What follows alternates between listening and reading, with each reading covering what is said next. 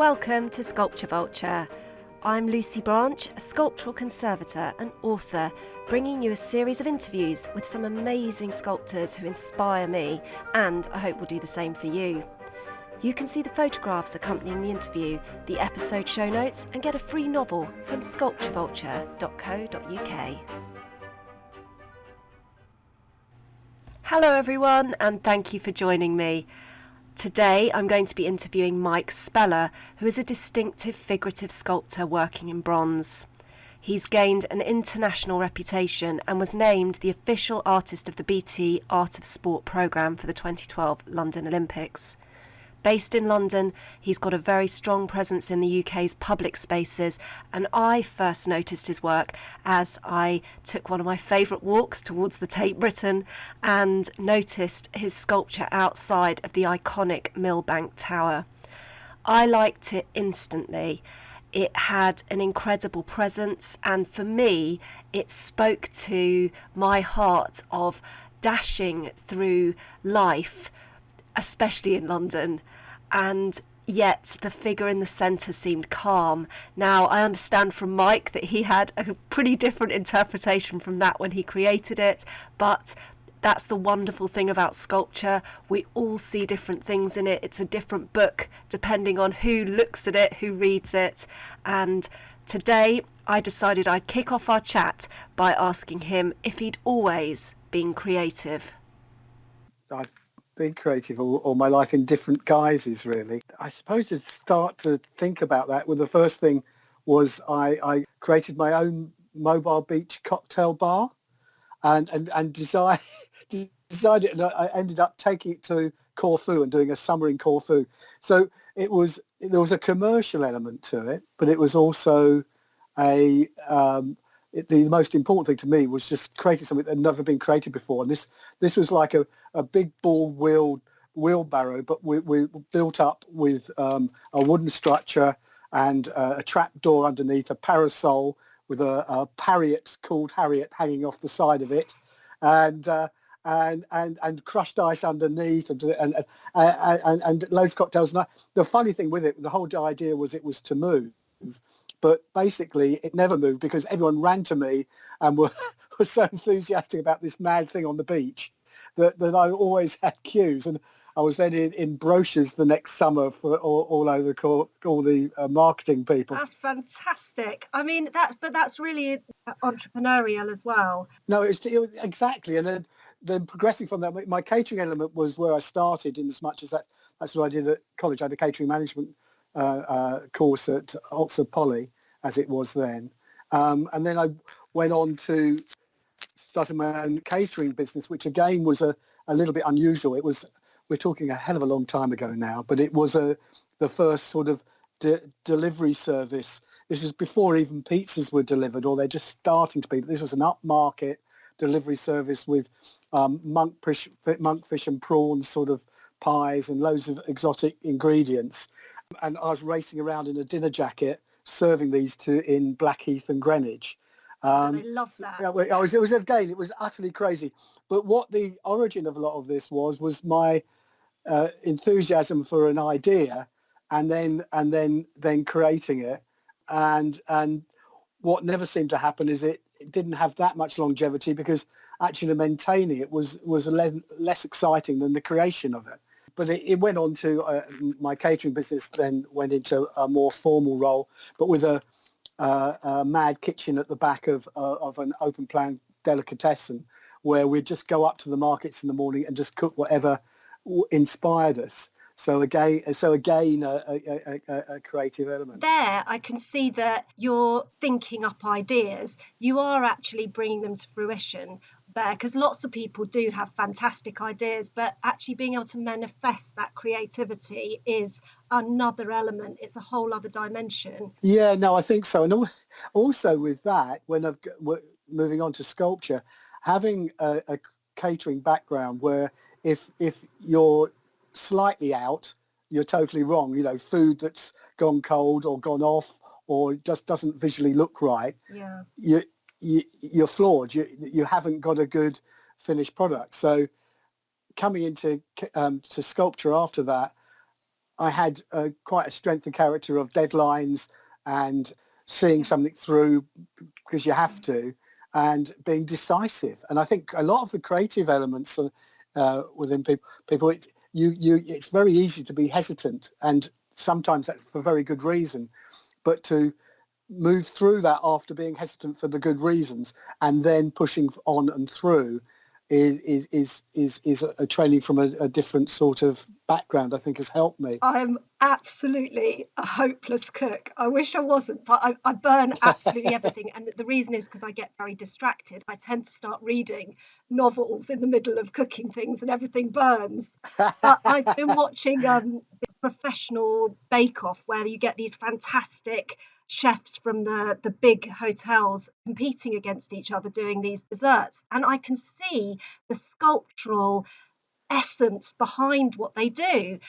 And the techniques, I'm forever watching and thinking, oh, I'm going to try that back at the studio, because they've got all these clever devices and very quick ways of doing things that actually I would have thought, oh, they'd take ages, and they don't. No, and through necessity, really. Yeah. You have it has to be practical. It has to be efficient within cooking, to a certain degree. And I do remember once a friend of mine a very good friend she's still a painter, but she saw I'd done a big buffet for her parents, so I know the family, and she was saying a comment as a very positive thing, and I took it just the opposite, where she said, "Oh, well, that looks almost artistic." And I thought, whoa, hold on a second here.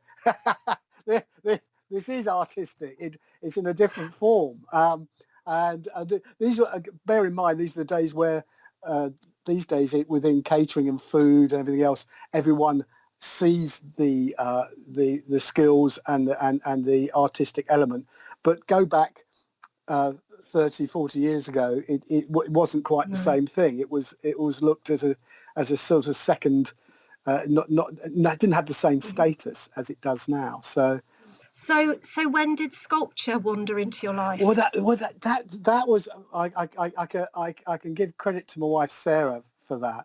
I've always been a bit of a workaholic. So when my catering business took off, I was there 6 days a week, minimum 12 hours a day, and truly creative. I'd get there 6 a.m, and everything you saw in the delicatessen I had made that morning. And so it was a feat of energy and endurance every day to create this whole visual display of food each day. But she could see that this is something that was not going to last forever, in as much as I was absolutely exhausting myself. And she said, well, what you've got to do is something separate from what you're doing. You need to do an evening class. You need to do something.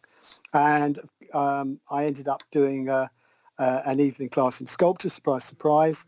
And when I picked up the clay and started just moulding with it and everything, I got totally obsessed with creating my vision in my head, and to the point that even when I was driving along in the car on times, one hand had some. I'm sure this wouldn't be very good for health and safety, but I had some clay in one hand, trying to sort of fiddle and model, and so it became a very much a focus of everything. And within a year of starting that, I'd sold my catering business and found myself a studio in Deptford in London, which was a charnel house, which is a 14th century place where actually people pre-burial or couldn't afford to be buried, the bones were stored in this building within the graveyard. And I was given a free opportunity to just use the space for a time, and that gave me the opportunity to develop and gain some knowledge. So isn't that funny? Yeah. That was like falling in love or something. Yeah. It sounds like an instant rapport that you had with the clay, just as if it's been waiting for you, and suddenly you were there. And because I mean, I don't think many people would think within a year, oh, this is for me 100%. It sounds like it only took seconds. Well, it was really weird. I mean, it was a screaming head that I'd done, and it was obviously an emotion I felt very, very clearly inside me, of something wanting to burst out and go in a different direction. And I sort of articulated it in this one piece. And immediately when you start into sculpture, I think you suddenly you wake up with a bump of the process takes a long time if you're doing plaster molds initially and chipping away and doing resin and learning. There's so many skills to learn. And I became quite obsessive in trying to discover ways of learning. I went to Chelsea and did a part-time degree there. But a lot of things I learned from people that were, again, working with certain things like plaster. I found a company that does specialist plaster work for really posh houses, and they do all the architraving one-offs and calculate different shapes to do a plaster dome for a building. And they were brilliant. And they allowed me to work alongside them, and they taught me mold making and things like that. Basically 90% doing on my own because they were busy what they were doing. But the elements that they gave me and advised me on were very practical, very efficient, and got the job done commercially in a successful way. But that's brilliant because you're no threat to them. You're not trying to take business off them. You're just trying to learn something and take it in your own direction. So that's a brilliant way of learning. And I think it's people with very tiny niches that you can really learn so much from. I did a brilliant course last year. It might have been, it was just the end of last year with it was a plaster again, but they do these Venetian finishes with the plaster, very and it's clever. really, really clever and technical. And I turned up and I wanted to learn about their metallic finishes to see whether there was anything within that I could use within conservation for certain finishes that we have to replicate. And of course, the only thing is the first thing they did is put a bucket of plaster down in front of me and said, so you just have to plaster that wall first. I never plastered anything in my life. I was like, this could take a while. And plaster is a funny thing, isn't it? When you get to know it, it's your friend in as much as you can do so many things with it. But initially, it's just the opposite. You hesitate and it's gone off before you've done anything. Well, I came home and my husband was like, I could just plaster that bathroom this weekend that you've been like hanging around not doing for ages. No, that's but that's brilliant. the glory of it, isn't it? It's just a whole discovery of a whole new area that you haven't even considered before, and suddenly there's skills and there's technique and there's creative elements that you can take it in your own direction to discover your own way of utilising it. You were mentioning clay, but were you interested in plaster? So I'm presuming you were quite drawn to the carving aspect as well. Well, I think plaster, what's great when you're learning early doors is you can put on and you can take off. Now, if you're just carving, you go wrong, or you never go wrong, but you go in a direction that you weren't planning and you can't retrace your steps. With plaster, the beauty of it is you can carve off and you can add and subtract all the time. Therefore, once you get into the rhythm of it just going off at a certain pace, you can find your own way in your own direction quite easily. Quite a few of my early pieces were plaster, and it's also me going back to the sort of dynamic of working fast and instinctive. Plaster gives you that opportunity. I remember one of my early pieces, which was Commitment, and this was it. I was then in an open plan studio with about 3 or 4 other sculptors, and one of the sculptors happened to be in there when I was doing this, and I don't think I've ever done it since. I completed a piece within a couple of hours, which became a very successful piece. But looking on, he was staggered that it just came together, and it was a little bit abstract, so it wasn't like there was an obvious direction to go in. But but plaster gives you that sort of confidence and rhythm that you actually stop thinking too much about what you're doing. You just instinctively put some more on because it's ready to go. And certain as it's starting to go off, the texture that you're going to obtain on the piece is different. So you can achieve different things as it's going less and less fluid. And so it's quite a lovely play off of when you get into the zone, if you like. You get that flow state is just such a special thing, I think. And I don't think there's any correlation whatsoever between people think, something has taken 8 years, it must be much more of a masterpiece than something that's taken 2 hours. but actually absolutely no correlation with how brilliant something can be and what time it takes you. When you look at some of the literary greats, the novels that have been written, and you realize some of those were written so fast, and that have labored 8 years over a book, no one wants to read it. No, It's a load of old yeah, rubbish. no, it's true. It's so true that. And one thing that in fact, when I progressed on to working in clay and things like that, the one thing that I thought was sort of missing when you've got a completed piece that either works for you or doesn't, is actually the person who's either buying or receiving the piece or looking at the piece, it is missing the exciting bit, which is when it's being created, where you're not quite sure where you're going with it, and when the hairs on the back of your neck are sort of go up because you're just into what you're doing, and you're just truly in the moment.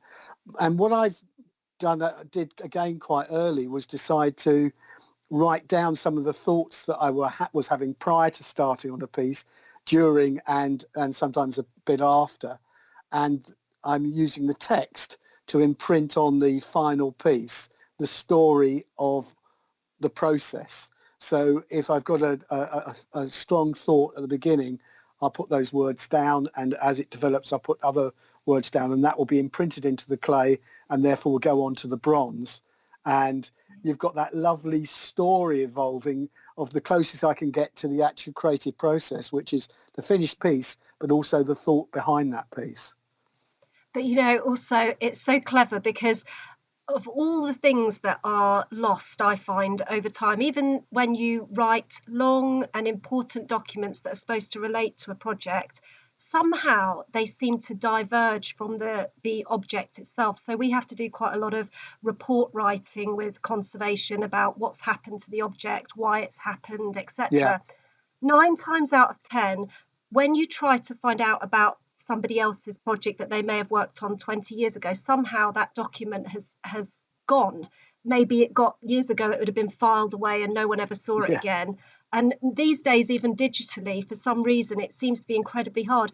But actually, what you're doing is you're uniting your thoughts, and there will never be a separation from those words now and that piece of work. People will always be able to engage with the two pieces of sort of connection that they have together, those words and that shape. yeah, yeah, yeah. Very clever to keep, probably thousands of years it will still be connected together. Yeah, and it just So also, it just provides a lovely texture. So half the time it's not always that legible, but the texture mm. it produces, particularly when you're playing with patina and stuff, you've got deep texture. It's sort of pitted all over the surface. So therefore, it just gives more energy to the piece. Yeah. So do you have a creative practice particularly to get you in that lovely flow state? Do you have a routine that you do every day? No, not really. I mean, I think the biggest test for new pieces is whether I can remember. I have a thought.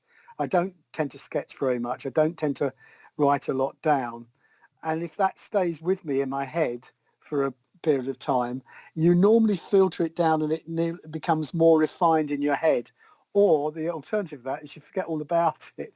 And I think that's quite I've always had lots of ideas, but if it holds with you, I believe it's maybe a stronger concept, and therefore your edit is your memory. Having said that, I'm getting a bit older now. I think my memory isn't quite as good as it was. So maybe for the future, I might have to question that a bit. But up until now, that's been a good way of working. But the thing is that there is something about kind of echoes that happen with ideas. Sometimes I have an idea and then it does float away from me, but somehow I see it again. Something reminds Yes, me and it comes back to yes, me, which is always, as you say, it's a good test of whether it's got quality, because it's almost like a ball that bounces back to you. yes. And if it's a good one, you're going to catch hold of it. Yes, and as you So, rightly said, you get reminded of it sometimes from a totally different direction.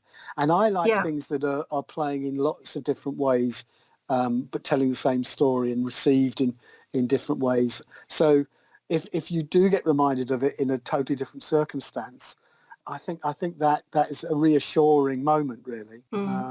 And so where are you seeking your inspiration?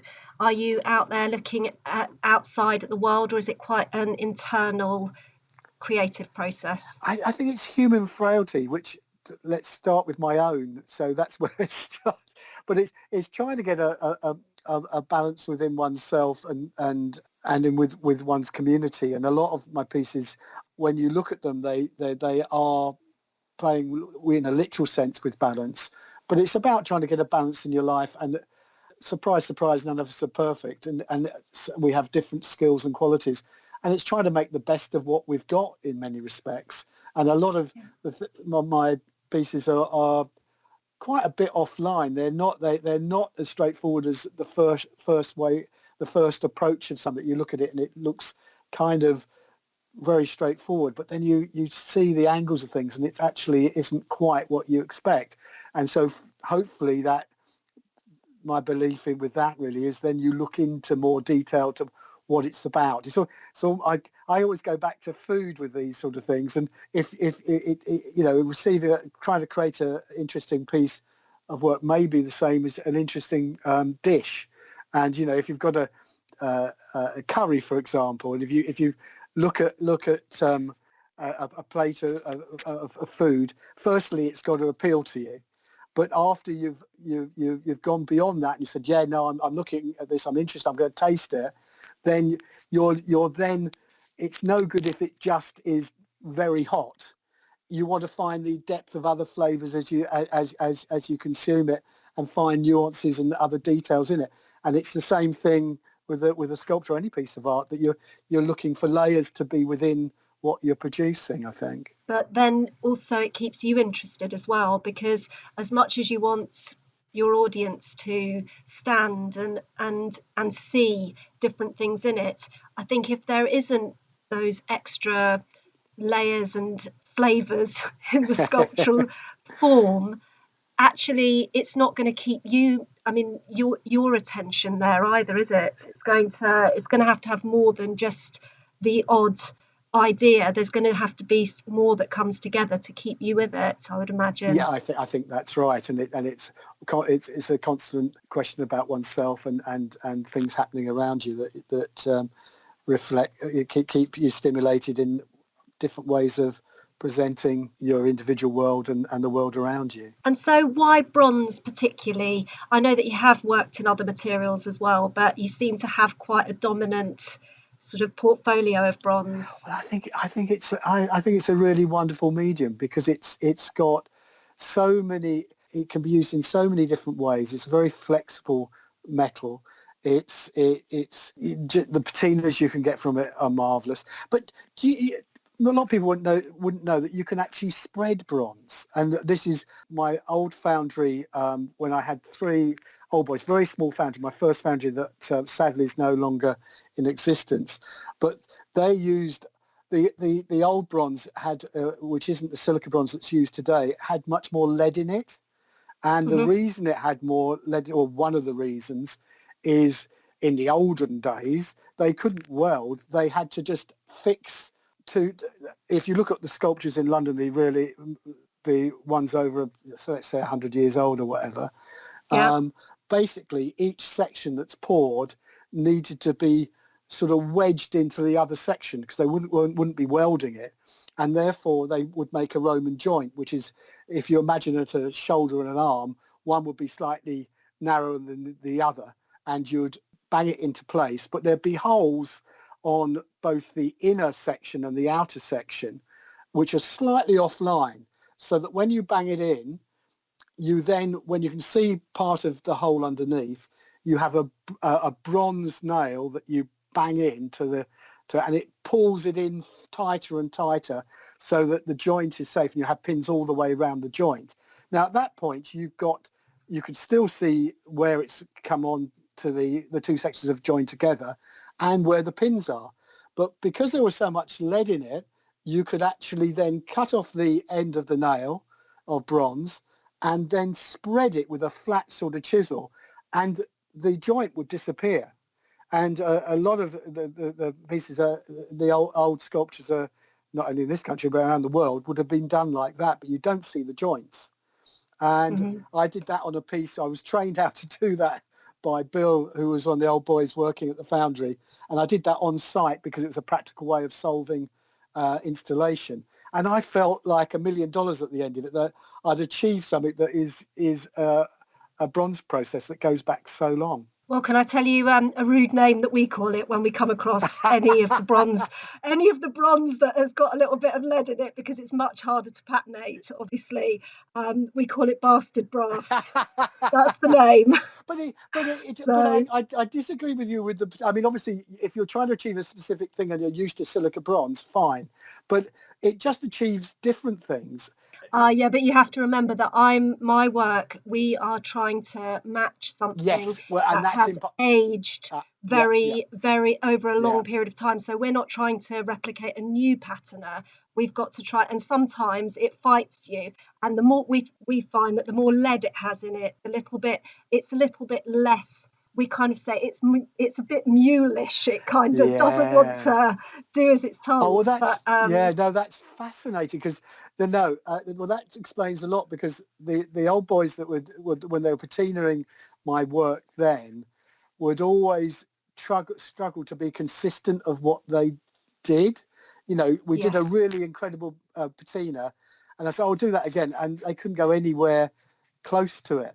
And I think it was a combination of maybe the lead in the bronze, and also their artisan approach, which was, a bucket of chemicals put in the arch overnight with big plumes of smoke, which were obviously designed to kill, and they'd leave it overnight, and all the metal would melt in this mix, and they would use that for the patina for the next day or the next month. And it gets contaminated. So it's always changing. And we got some most incredible things, but also some awful messes. Well, actually, funnily enough, the leaded bronze is the foundation of the story, my first book that I wrote, because I write fiction, and it's all about leaded bronze, because it's also a story about alchemy, and so you might be able to guess the kind of connection between leaded bronze and then and so that was the whole basis of my first book that I wrote, because it kind of intrigued me about. I thought someone has to write something about alchemy which is contemporary, and so I tied it in with the leaded bronze idea. So I'm going to have to read there you go. Very nice segue. No, absolutely. That's fascinating. So have you had any problems with bronze? Has it been difficult for you at all? Again, in the early days, the most interesting issue we had, which could have been an absolute disaster, and I must emphasize it's not the foundry I use now, but we basically sand casted a big circle. It's one of my first early circles, and therefore the circle, it's about an 8-foot circle, and it was solid bronze in 4 sections. So they had to weld and fix the 4 sections together, and they did that successfully. The other mistake I made, though, was I didn't go for a professional shipper. It was the client's own builder that came with a flatbed and picked it up, and he put the circle upright, which had a figure that was suspended in the middle of the circle, which was quite weighty, and just tied it to all 4 corners, standing up on a rocky base, and it went around the M25. I left it because they said they're going to drive slowly, and I eventually was going about half an hour behind them, and I came just off the M25, and there was a huge traffic jam. I thought, God, what is this? I'm not going to get to the client in time before the ring gets there. And eventually I worked out that the road was totally congested because my ring had burst off the trailer into 4 different sections, and all the welds had come off. And it wasn't so much the bad welds, it was the pressure of pulling in 4 different directions on this as it was rocking and travelling for over an hour. So that was... Oh my God, I feel sick. Well, I was just so relieved no one was hurt. I mean, it burst across the whole of the road, but this was a small road, but it could have been headlines on the M25. But so it was a major one. But I've got to emphasise this was not anyone that I use now, and it never happened since. And it's such a learning curve. I've always focused on anything being transported now. And make sure that everything's being done the right way. Well, again, talking about niches, it's one of those things that I get asked quite a lot if we can move X and Y, and I just say no, because it's not my area. Yeah. And there are people that are brilliant at that. They are the people I would recommend. And there are other people, everybody knows their area, but you just, there's no way you could get a builder to do a big project over in the centre of town near the Houses of Parliament. Yeah. And I remember them saying they had this huge roof they wanted patinating.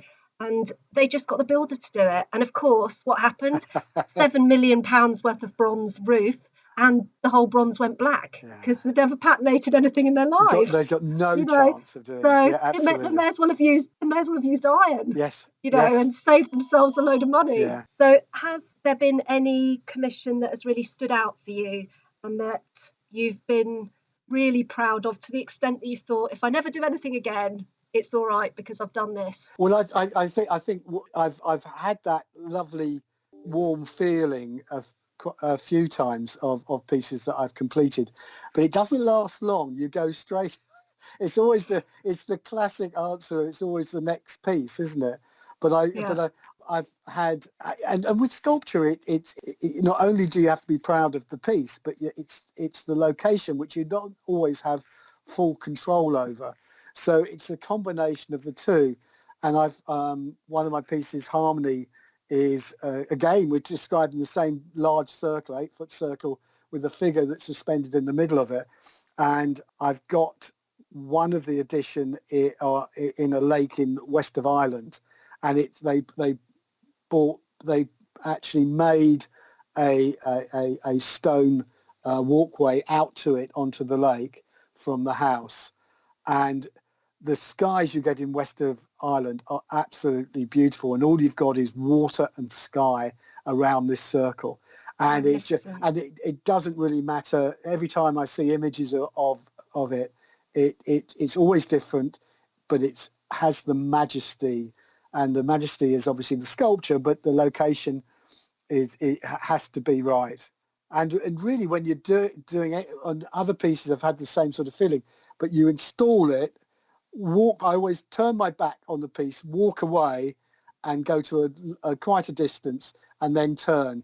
And if it feels like it's been there for the last 100 years, surely it's right, And You've done the job right. and it's that feeling of forever when you turn round, which doesn't always happen, obviously, but when it does, you've got it right. Well, I wondered if there was anywhere that, if you could have a shout out now to someone who's commissioning, where is there a place you'd like to see one of your sculptures?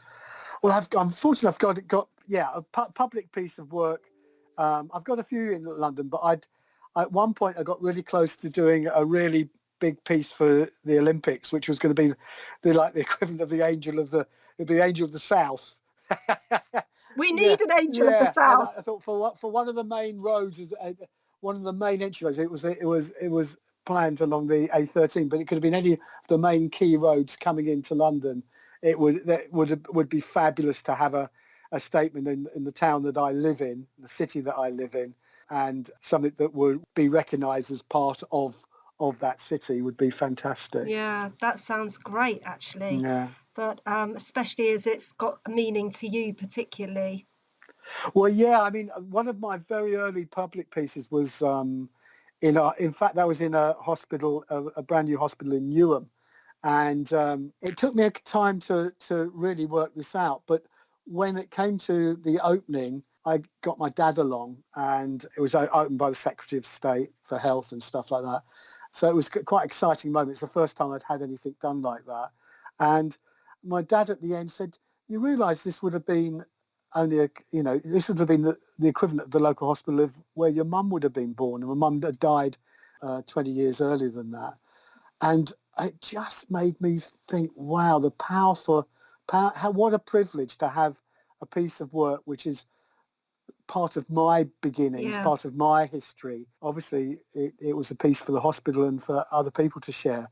But for my own personal history, I thought, wow, that is utterly amazing. And it would have been literally within a mile of where my mum was born.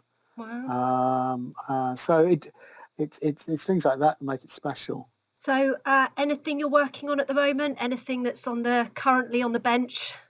Well, the incredible thing is I'm very lucky that the foundry has kept going in the current crisis. Yes. And we just got a commission just prior to it for a big piece in Michigan in the States.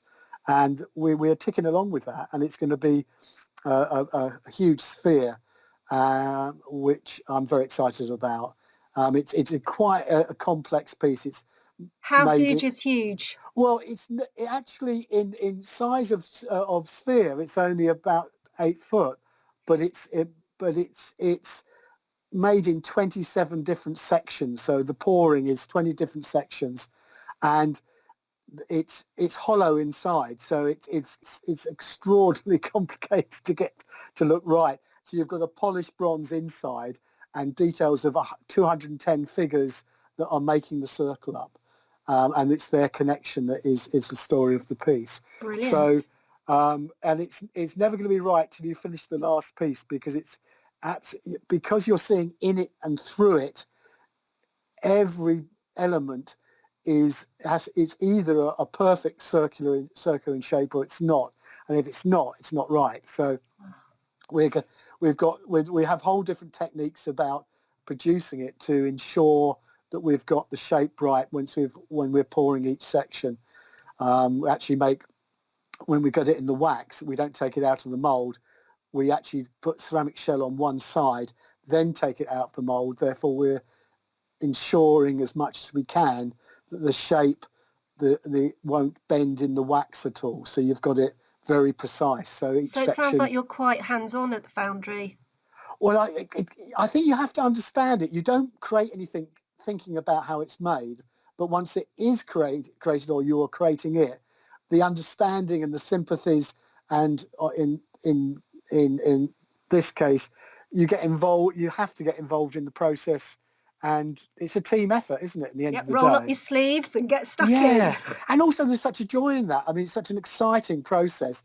Why would you want to miss out on that? I spend a lot of time on my waxes, probably more than most people. So each of my waxes, even though it's an addition of 12, they're all slightly different, because I thought, I could change this a little bit. Yeah. and that's the beauty of that stage in the bronze process. It was playing with the wax and changing a bit of it and adapting it to the client that I'm actually creating it for. So tell everyone where they can find out more about you if they'd like to, which I'm sure they're going to.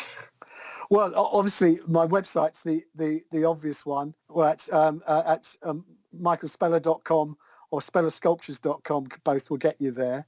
I've got a lot of galleries around the country. Clarendon is the main gallery. I've got galleries around the country as well.